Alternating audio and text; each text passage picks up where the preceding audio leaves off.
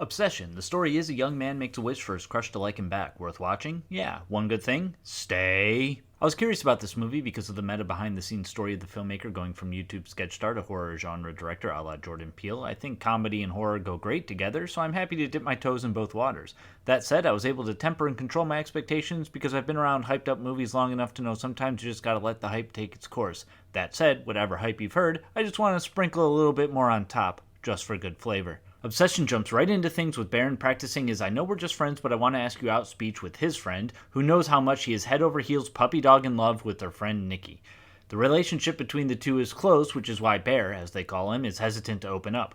When Nikki casually mentions over the phone she lost a crystal necklace, Bear makes it a point to go to a witchy vibe store and get her another crystal, one from him, a gift that could potentially take their relationship to the next level. He chickens out, as he does, and buys a one-wish willow instead, just some gimmicky little trinket collectible type that definitely isn't real and doesn't work. Only the moment he wishes for Nikki to love him more than anything, she immediately changes personality and demeanor and becomes obsessed with Bear.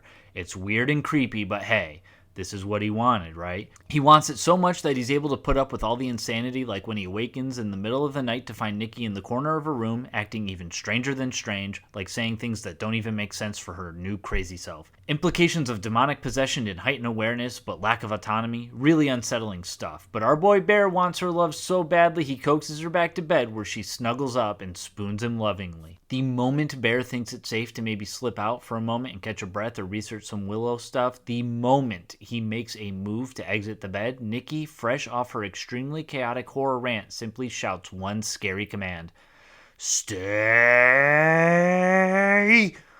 I gotta tell you, watching this with an audience was the right way to go because half the audience, especially the guy a few seats over from me, were on the edge of their seats, I imagine hoping this nighttime terror talk would finally snap Bear into some sense and cause him to do something, while the other half was giggling in the right ways people do when they are uncomfortable and yet fans of the fear that horror movies can deliver. Regardless of how everyone felt during the spooky scene's dialogue exchange, this little comedic tag on the end of the scene was a perfect snap to release all the tension and transition the story along. I'm sure some people would be extremely turned off by the subject material and trigger warning set pieces, but weirdo horror fans like myself and most of my audience would never turn away and happily commit to the bit and stay